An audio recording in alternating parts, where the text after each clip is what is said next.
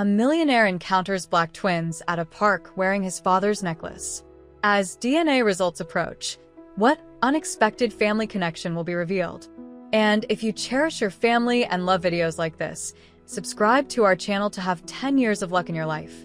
The autumn air carried a distinct chill through Central Park as Jack Harrison walked along the winding paths, his expensive wool coat doing little to ward off the emotional cold that had settled in since his father's passing 3 months ago.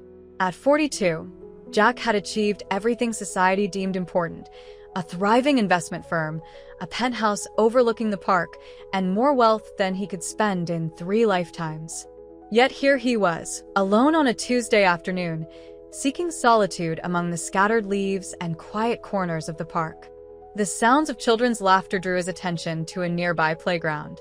2 children, around 10 years old, played an elaborate game of their own invention, weaving between the jungle gym and swings with the kind of carefree abandon that only youth could provide. Jack found himself slowing his pace, watching their synchronized movements. They were twins, a boy and a girl, their matching features evident even from a distance, their dark skin contrasting beautifully with their bright yellow school uniforms. Under normal circumstances, Jack would have continued his walk, perhaps with a slight smile at their innocent joy. But something caught his eye, a glint of metal around the boy's neck that caused him to stop dead in his tracks.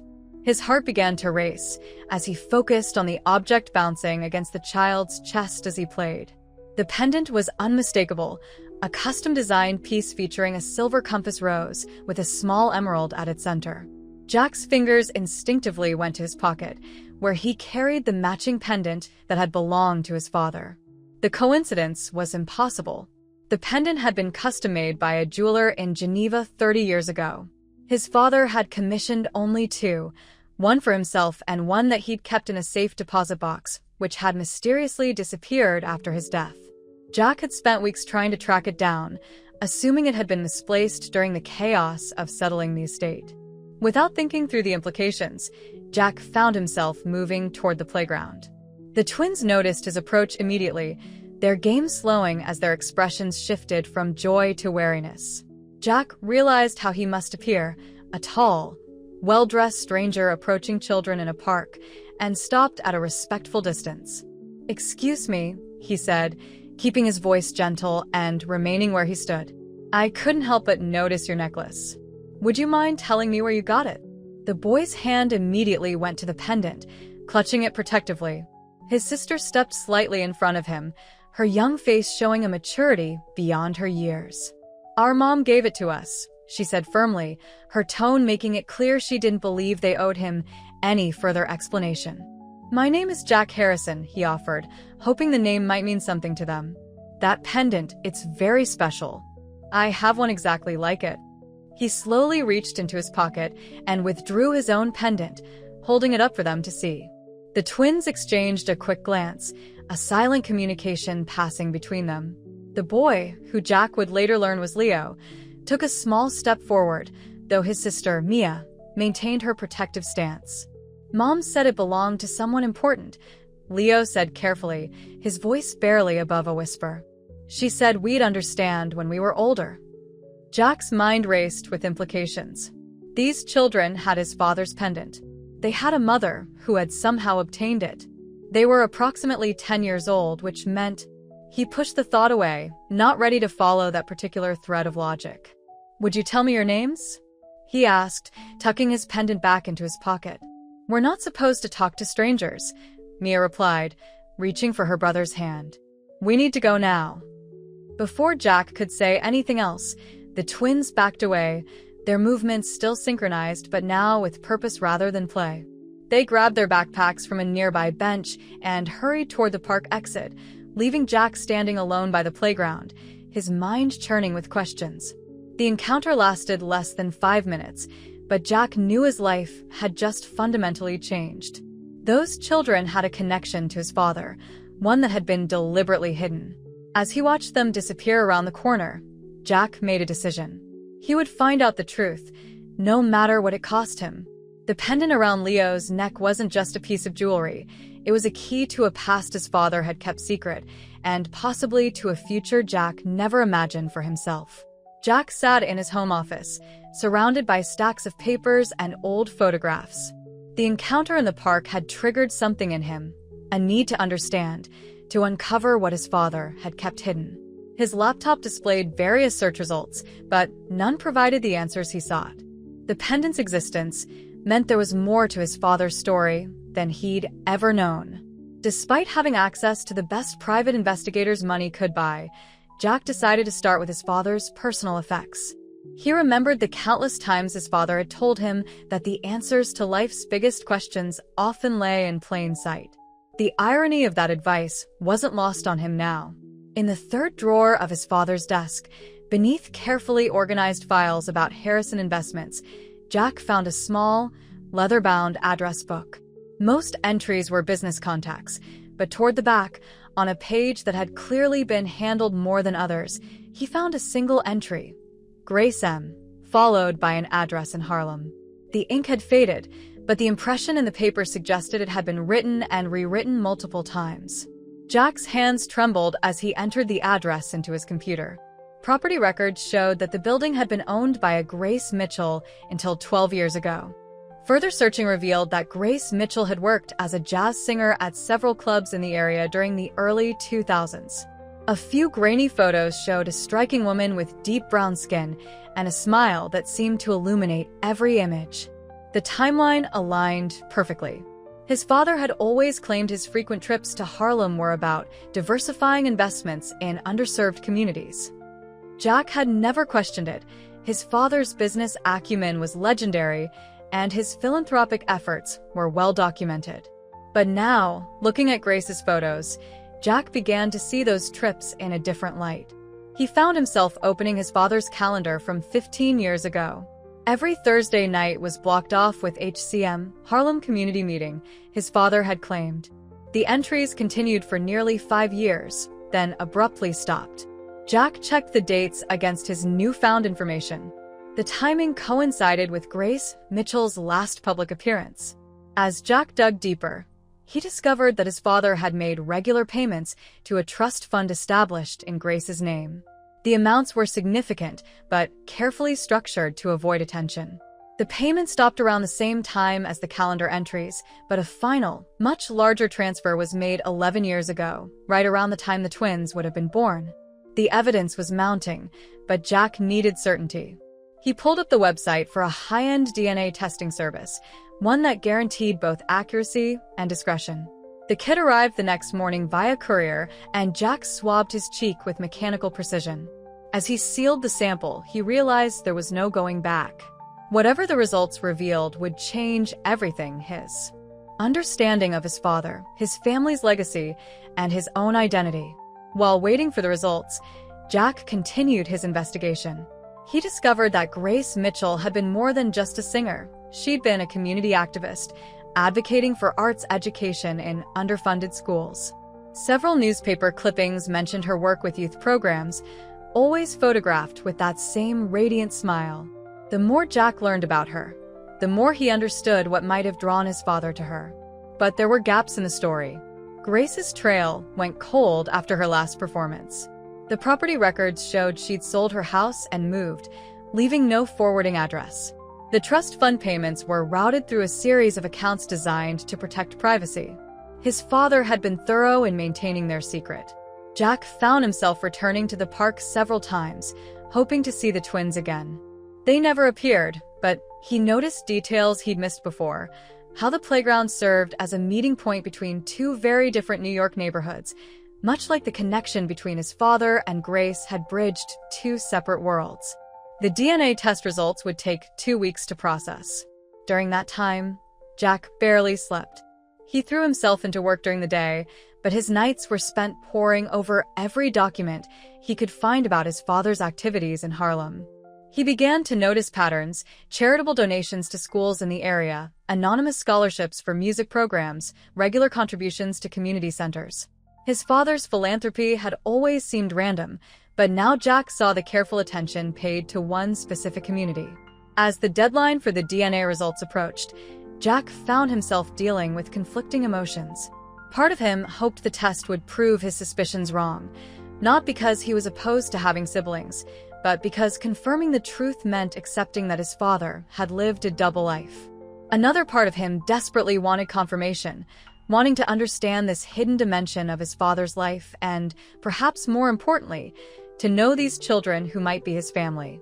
The email notification about his DNA results arrived on a Friday evening. Jack stared at his inbox for several minutes before opening it, knowing that whatever information it contained would irreversibly change his life. He clicked the link, and the truth he'd both feared and hoped for began to unfold before his eyes.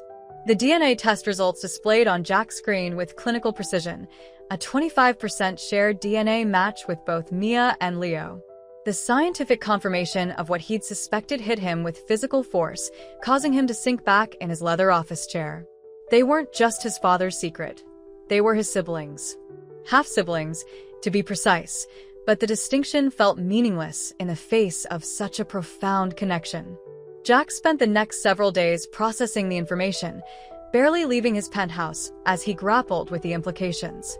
His father, the paragon of traditional values and corporate responsibility, had maintained a separate family. The twins were living proof of a relationship that had clearly meant enough to warrant the creation of trust funds and carefully hidden financial support. Yet his father had never acknowledged them publicly, never given them his name, never mentioned their existence to his legitimate son. The word legitimate made Jack wince as soon as it crossed his mind. These children were as legitimate as he was. They carried his father's DNA, wore his father's pendant, and deserved to know their heritage. The question now was how to approach them with this life-altering information. It took another week of careful observation before Jack spotted the twins again in the park. This time, they were accompanied by an older woman, presumably a caretaker or a relative, who sat on a nearby bench reading while they played. Jack approached the woman first, introducing himself and explaining that he needed to speak with the children about an important family matter. The woman, who introduced herself as their Aunt Sarah, regarded him with immediate suspicion. "These children have been through enough," she said firmly. "Whatever you want from them, I'm their brother," Jack interrupted, keeping his voice low to avoid being overheard by the twins. He pulled out the DNA test results he'd been carrying with him. "I can prove it. Their father, our father, was William Harrison." Sarah's expression shifted from suspicion to shock, then to a complex mixture of emotions Jack couldn't quite read. She studied the paperwork, then looked at him with new understanding. "Grace always said William would make sure they were taken care of," she said softly. I never knew exactly what she meant. With Sarah's cautious permission, Jack approached Mia and Leo, who recognized him from their previous encounter. This time, rather than running away, they listened as he carefully explained who he was, showing them his pendant again and talking about their father. He avoided overwhelming them with the full complexity of the situation, focusing instead on establishing a connection. "So you're like, our big brother?" Leo asked, his hand still clutching the pendant he wore. The question carried equal parts hope and uncertainty. Mia, ever protective, studied Jack's face intently. "You look like the man in Mom's old pictures," she observed. She never told us his name, but she kept a photo in her jewelry box. The mention of their mother prompted Jack to ask about her, but he noticed how both children's expressions clouded over. Sarah, who had moved closer to provide support, explained gently that Grace had passed away 2 years ago after a brief illness. The twins had been living with her since then, getting by on a combination of Social Security benefits and the trust fund their mother had left them, the same fund Jack now knew his father had established. The revelation of Grace's death hit Jack harder than he expected. He would never get to meet the woman who had captured his father's heart, never understand the full story from her perspective. The twins were now the only living link to that chapter of his father's life. "I know this is a lot to take in," Jack said, addressing both the twins and Sarah. "I don't expect you to accept me right away, but I want you to know that I'm here. You're my family, and that means something to me." The twins exchanged one of their silent looks, a communication system Jack was beginning to recognize. It was Mia who spoke first, her voice carrying a maturity beyond her years. "Mom always said family is more than just blood," she stated. "She said it's about who chooses to stay in your life." "Then I'm choosing to stay," Jack replied firmly. "If you'll let me." The conversation that followed was awkward and halting, filled with long pauses and careful questions. The twins were naturally suspicious of this wealthy stranger claiming brotherhood, while Jack struggled to bridge the vast cultural and social gap that separated their worlds. But beneath the awkwardness, there was a tentative connection forming, a recognition of shared features, similar mannerisms, and the undeniable link of their father's legacy. As the afternoon drew to a close, Jack exchanged contact information with Sarah and promised to proceed at whatever pace made the twins comfortable. Walking away from that meeting, he felt both lighter and heavier. Lighter for having finally shared the truth, but heavier with the responsibility of what that truth meant for all their futures. The Harrison family estate occupied a sprawling property in Connecticut, its manicured lawns and colonial architecture representing generations of accumulated wealth and privilege. Jack hadn't visited since his father's funeral, but now he stood in the grand foyer, preparing to share news that LD shake the family's carefully maintained facade. His stepmother, Eleanor, and his father's siblings had gathered at his request, their faces showing varying degrees of concern and curiosity. The meeting began cordially enough in the formal living room, with Eleanor perching on her favorite antique settee, while Jack's Uncle Robert and Aunt Margaret took positions in matching wingback chairs. Jack remained standing, his hands clasped behind his back, as he methodically explained his discovery of the twins, the DNA test results, and his recent meetings with them. The reaction was immediate and severe. Eleanor's face drained of color, her perfectly manicured hands gripping her teacup, so tightly Jack feared it might shatter. Uncle Robert surged to his feet, his face flushing red beneath his silver hair. "This is preposterous," he thundered. "William would never, with a..." He caught himself before completing the sentence, but his meaning hung heavy in the air. "With a what, Uncle Robert?" Jack challenged, his voice tight with controlled anger. "A black woman? A working-class musician? Which part of this offends your sensibilities more?" Aunt Margaret intervened, her voice trembling slightly. "Jack, dear, you must understand how this looks. The timing, coming so soon after William's death. These children, or whoever is behind them, must be after the family money." Jack felt his temper rising but forced himself to remain calm. "They don't know about the money, Aunt Margaret. They don't even know about the Harrison name. Father kept everything hidden, including his identity.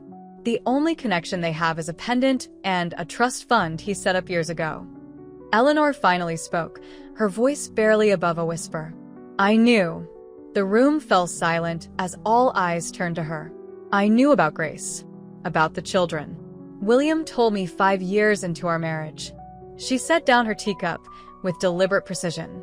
"He made me promise never to speak of it, to protect the family name. He said he was handling it." The revelation stunned Jack. "You knew I had siblings out there and you never said anything? Even after he died?"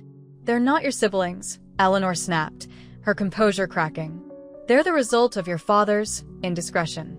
A mistake he regretted and dealt with financially. Bringing them into our lives now would destroy everything he worked to protect." "Everything he worked to protect," Jack repeated slowly. "You mean our reputation? Our position in society? What about protecting his children?" Uncle Robert stepped forward, attempting to be diplomatic. "Jack, think about what you're doing. If this gets out, it could affect the business.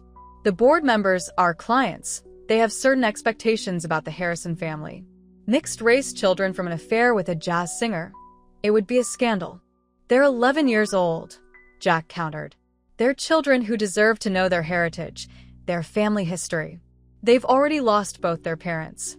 I won't let them lose their connection to their father's family too." "If you pursue this," Eleanor warned, "you risk everything. Your position in the company, your inheritance, your standing in society. Is that what you want? To throw away generations of careful building for 2 children you barely know?" Jack looked around the room, taking in the expensive artwork, the antique furniture, the weight of tradition and privilege that had shaped his entire life. For the first time, he saw it all through different eyes, through Mia and Leo's eyes. What would they see in this room? Would they feel welcome here, or would they sense the same prejudice and fear he was witnessing now? "I'm not throwing anything away," he said firmly. "I'm adding to our family. Those children are Harrison's, whether you choose to acknowledge them or not. And if you force me to choose between maintaining our family's precious reputation and doing what's right by my siblings, I'll see them. Every time." The threat hung in the air, its implications clear to everyone in the room. The Harrison family wealth was still largely controlled by Jack through his position as CEO of Harrison Investments. His father had ensured that Jack had the power to protect the company's future, trusting his son's business acumen and judgment. "You're making a terrible mistake," Eleanor said, rising from her seat. One that William specifically tried to prevent. "No," Jack replied, moving toward the door. "Father made the mistake when he chose to hide them away instead of acknowledging them. I'm just trying to fix it." As he left the estate, Jack's phone buzzed with a message from Sarah. The twins had asked if he would come to their school play next week. Standing in the driveway of his childhood home, surrounded by the trappings of wealth and privilege that had suddenly lost their meaning, Jack smiled and typed a quick response. "I wouldn't miss it for anything." Jack sat on a worn couch in the twins' modest Harlem apartment, surrounded by photo albums and keepsakes that told the story of Grace Mitchell's life. Sarah had invited him over specifically to help the children understand their shared history, and the contrast between this home and the Harrison estate couldn't have been more stark. Yet there was a warmth here that the grand Connecticut mansion had always lacked. Mia carefully handed Jack a photograph, her fingers lingering protectively on the edges. The image showed a younger Grace, radiant in a blue evening gown, performing at what appeared to be an upscale jazz club. "Mom used to sing there 3 nights a week," she explained, her voice carrying a mixture of pride and loss. She said music was like magic. It could make people forget their differences and just feel together. Leo, who had been unusually quiet, suddenly spoke up. "Some kids at school make fun of us because we're different," he confided, his hand unconsciously touching the pendant. "They say we don't fit in anywhere. Too light for some, too dark for others. Mom always said we were perfect just the way we were, but..." He trailed off, unable to fully articulate the complexity of his struggles. Sarah, watching from the kitchen doorway, added context to their story. "Grace worked so hard to give them opportunities," she explained. "Teaching music during the day, performing at night, somehow always managing to be there for every school event and homework session. She never complained, never asked for help, even though we all knew someone was supporting them financially." The twins shared stories about their mother's determination to expose them to both their cultural heritage and the broader world. She'd taken them to African dance performances and classical music concerts, jazz festivals, and museum exhibitions. "Mom said we should never let anyone tell us we didn't belong somewhere," Mia recalled, her chin lifting slightly with inherited pride. Determined to understand more about Grace, Jack suggested they visit her old neighborhood. The twins led him through streets they knew intimately, pointing out the music school where she taught, the corner store where she bought their favorite snacks, the community center where she organized youth programs. Each location held memories that the children shared with increasing animation, as if realizing for the first time that their memories were precious gifts rather than painful reminders. Their walk eventually led them to the Blue Note, a jazz club where Grace had performed regularly. The afternoon sun cast long shadows across the club's faded awning, but a man sweeping the entrance recognized the twins immediately. His face lit up with recognition and something deeper, a shared grief. "Marcus," the twins called out in unison, running to hug the older man. He embraced them warmly before turning curious eyes toward Jack. "I knew Grace for 20 years, Marcus explained, inviting them inside the empty club. She was something special, not just her voice, but her soul. She could silence a rowdy room with just the first note. He studied Jack's face carefully. "You look just like him, you know. William." He used to sit at that corner table every Thursday, watching her perform like she was the only person in the world. Marcus shared stories that filled in crucial gaps in their understanding. He spoke of how Grace and William had met when she performed at a corporate event, how their connection had been immediate and profound, but also complicated by the realities of their different worlds. "Your father wanted to leave everything behind for her," Marcus revealed, addressing the twins. But Grace wouldn't let him. She said some prices were too high to pay, even for love. She chose to protect both him and you kids from what she knew would be a brutal public reaction. The revelation hit Jack hard. His father hadn't abandoned Grace and the twins out of shame or convenience. She had made the choice to keep their relationship private, understanding the social and professional consequences that would have followed any public acknowledgement. The trust fund, the pendant, the secret support, these weren't just signs of guilt or obligation, but expressions of love constrained by the prejudices of their time and society. As they left the club, the twins seemed different, more grounded in their identity, more secure in the knowledge that they were products of love rather than scandal. Jack realized that in helping them understand their past, he was also gaining a deeper appreciation for the complexities of his father's life and choices. The day's revelations had transformed their relationship. The twins no longer saw Jack as just the wealthy stranger claiming brotherhood. He had become a link to their mother's story, a witness to her sacrifice, and a promise that they weren't alone in navigating their complex heritage. A month after the revelations at the Blue Note, Jack sat in a downtown conference room with a team of lawyers, nonprofit specialists, and Sarah, working to establish the Grace Mitchell Foundation. The foundation's mission, written in careful legal language but born from profound personal meaning, focused on supporting young artists from underserved communities and promoting cultural understanding through the arts. In drafting the foundation's framework, Jack had insisted on making Mia and Leo integral parts of its future leadership. Though they were too young to serve officially, the legal structure ensured they would have positions on the board when they came of age. This decision wasn't just symbolic. It reflected Jack's understanding that the foundation needed to be guided by those who lived the experiences it sought to address. The initial fundraising event was planned for the same jazz club where Grace had performed. The venue choice carried emotional significance, but it also served a practical purpose, connecting the foundation to the authentic heart of the community it aimed to serve. Marcus, the club owner, had enthusiastically offered the space, understanding the poetic justice of launching Grace's legacy where her own story had begun. As preparations for the event progressed, the media began to take notice.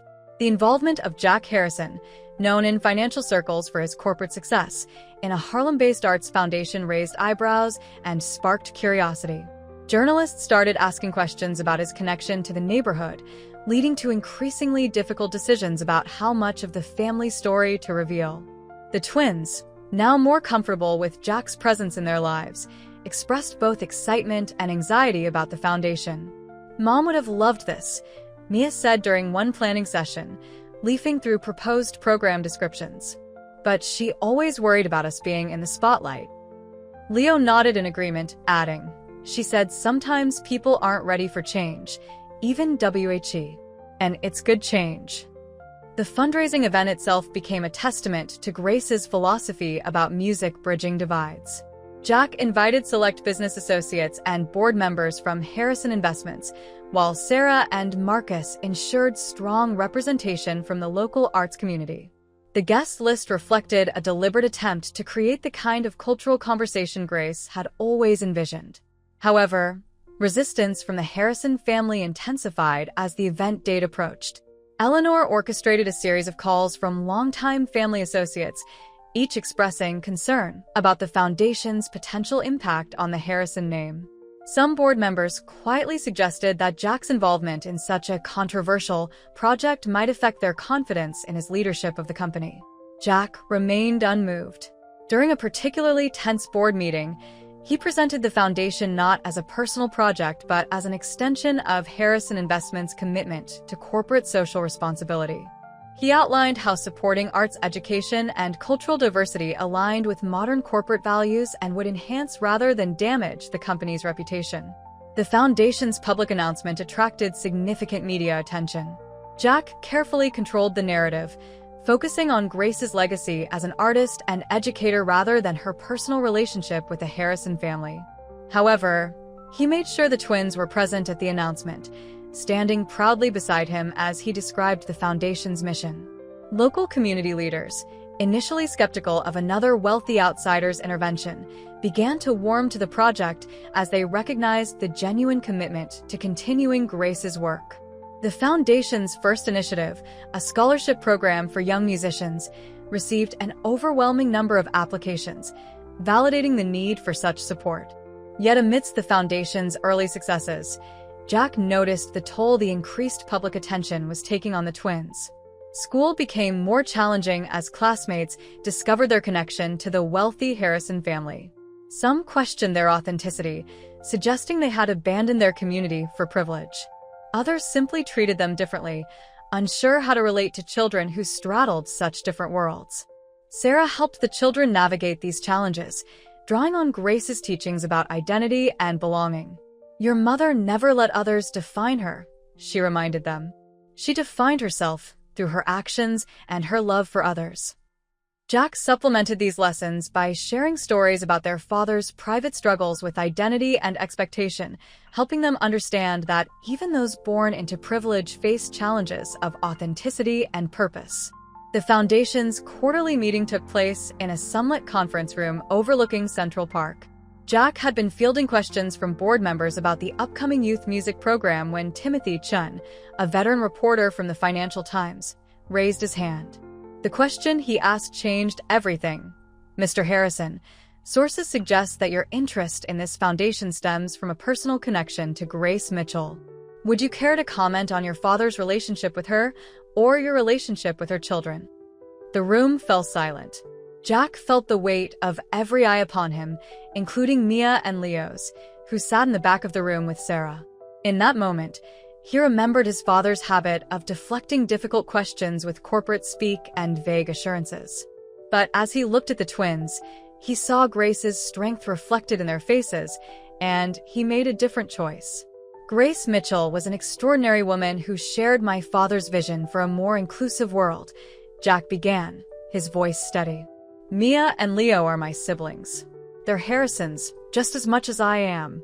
This foundation isn't just about arts education or community support. It's about acknowledging that family transcends the barriers we create between communities."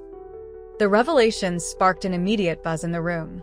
Photographers' cameras clicked rapidly, and reporters began shouting follow-up questions. But Jack's attention remained focused on the twins. To his surprise, they weren't shrinking from the attention. Instead, they stood tall, their hands clasped together, facing the crowd with the same quiet dignity their mother had shown on stage. "My brother and I are proud of both our parents," Mia announced, her young voice carrying clearly across the suddenly hushed room. "Our mom taught us that music builds bridges between people. That's what this foundation does. It's not about who our father was, it's about who we all can become." The story broke across major news outlets within hours. "Harrison-heir acknowledges siblings, launches Arts Foundation," read the Wall Street Journal headline. The New York Times ran a feature on Grace Mitchell's legacy in music education. Social media erupted with discussions about privilege, race, and family obligations. Public reaction proved surprisingly positive.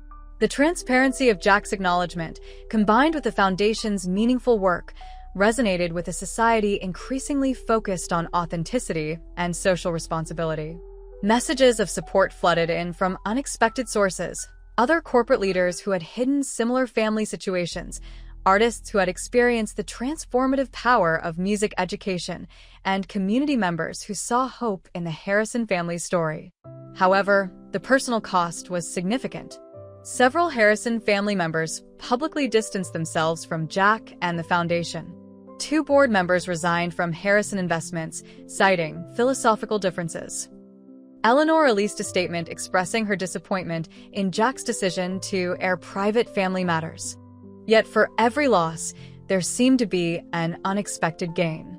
New investors, attracted by Jack's demonstration of modern leadership values, approached Harrison Investments. Young professionals specifically sought employment with the company, citing its commitment to social responsibility. The Foundation's funding exceeded initial projections as donors responded to its authentic mission and transparent leadership.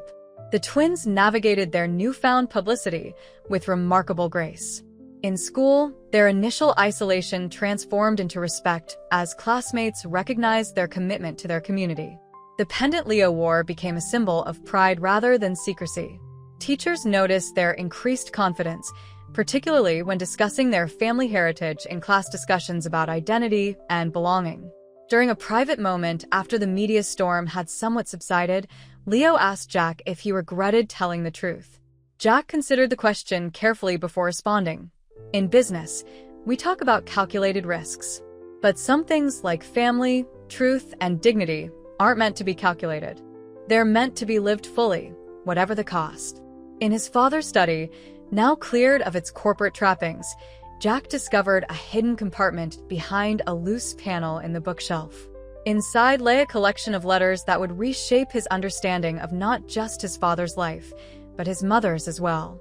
Patricia Harrison, Jack's birth mother, had passed away when he was 12, and he'd always viewed her as the perfect corporate wife, elegant, reserved, and utterly devoted to maintaining the Harrison legacy. The letters told a different story.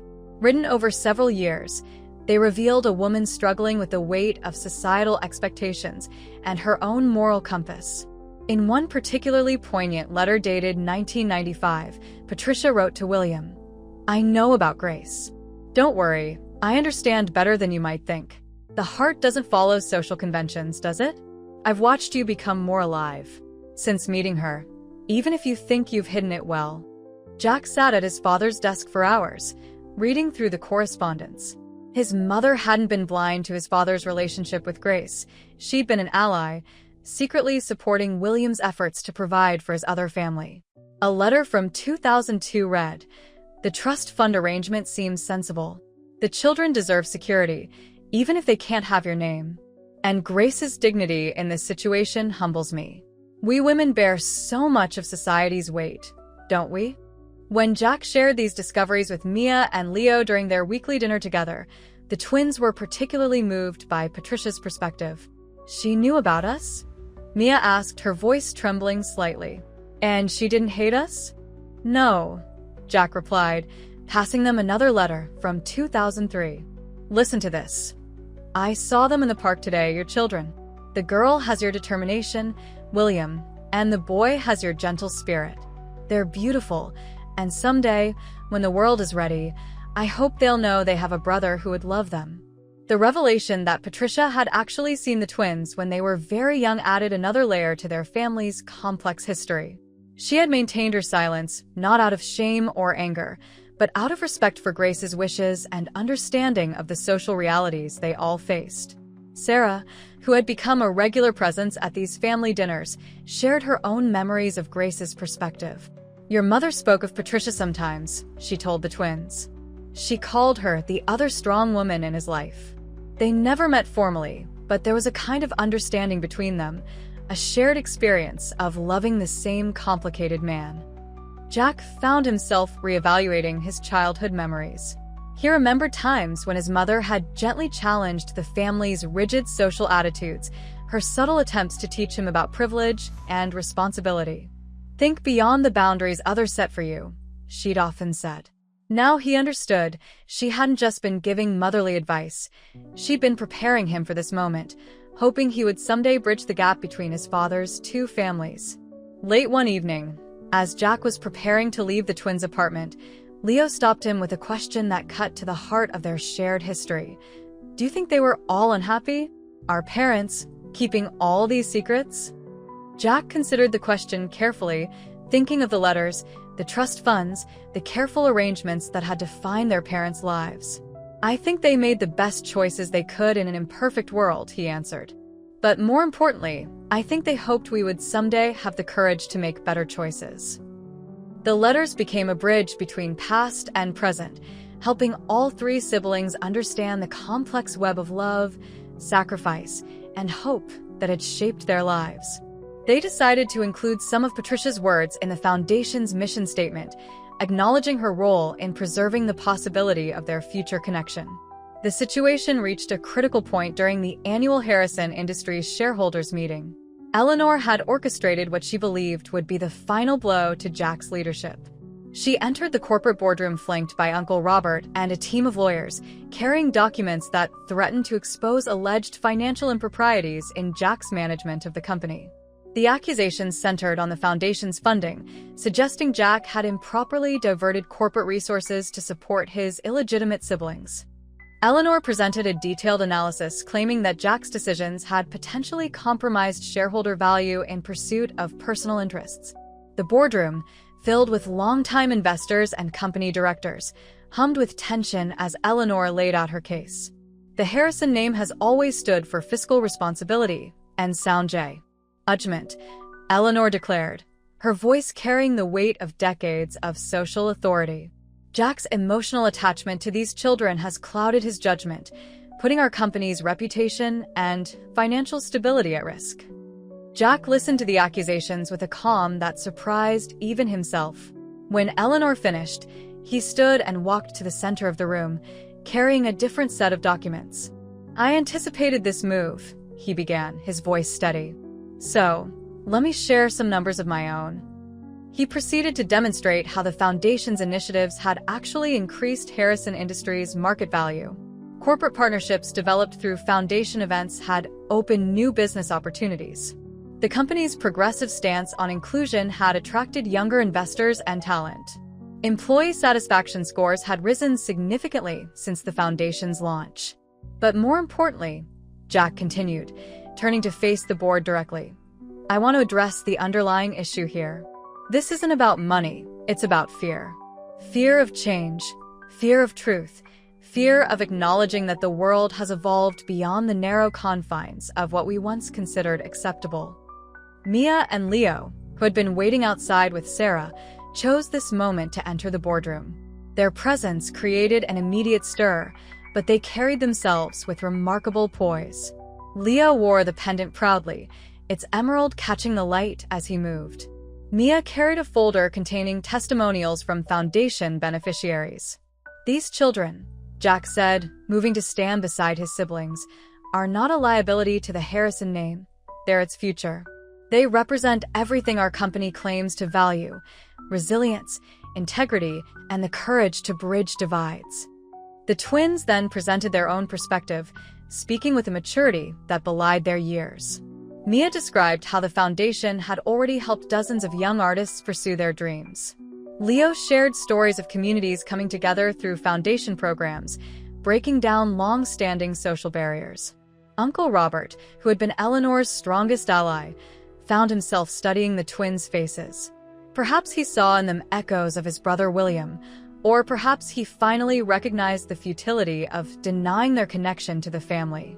Whatever the reason, he slowly stood and addressed the board. "I was wrong," he stated simply. "These children are Harrisons.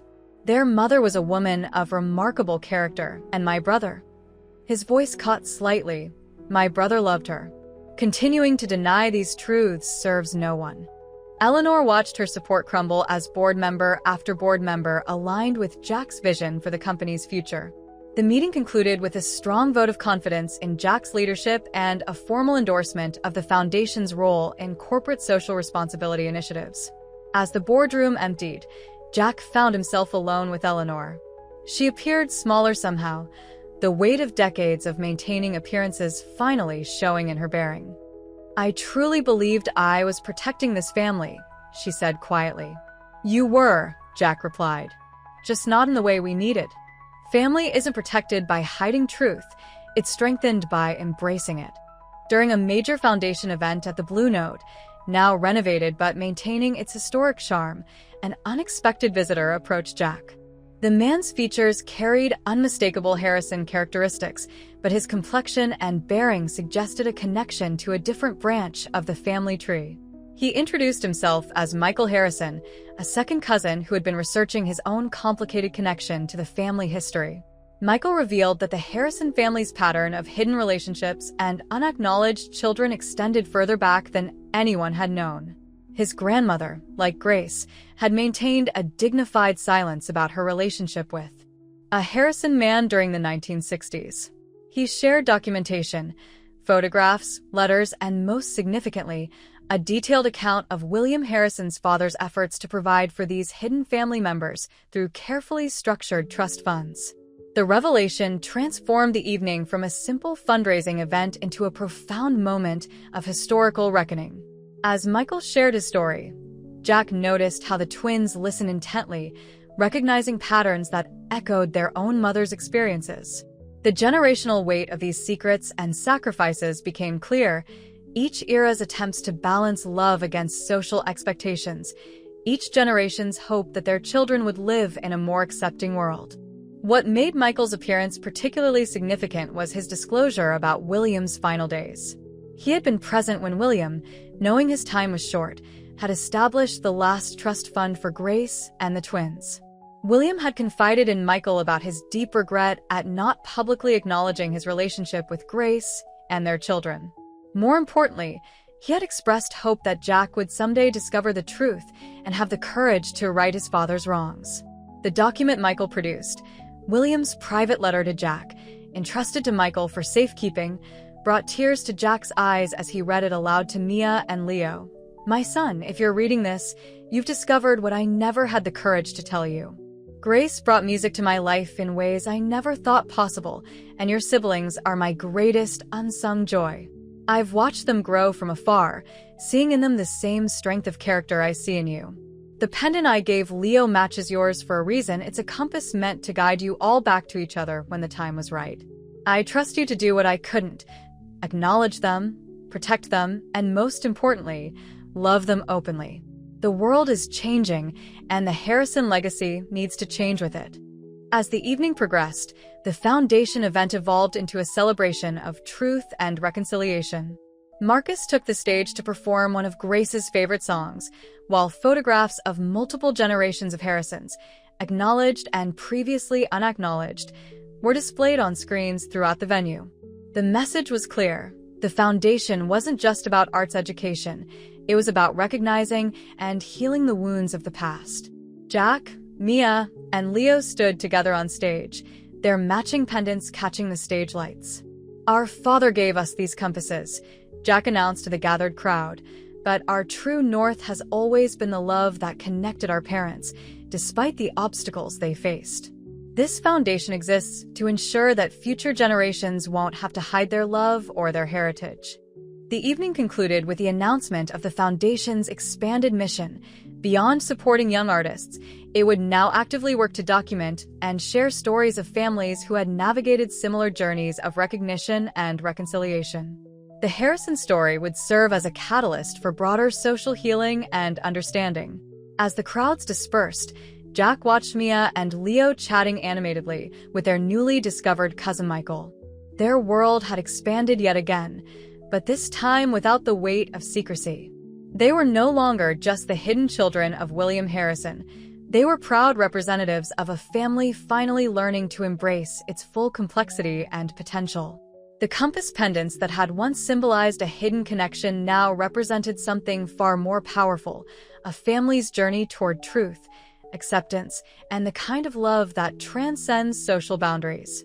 In living up to their father's final hopes, Jack, Mia, and Leo had created something even more meaningful: a legacy of courage and authenticity that would guide future generations of Harrisons.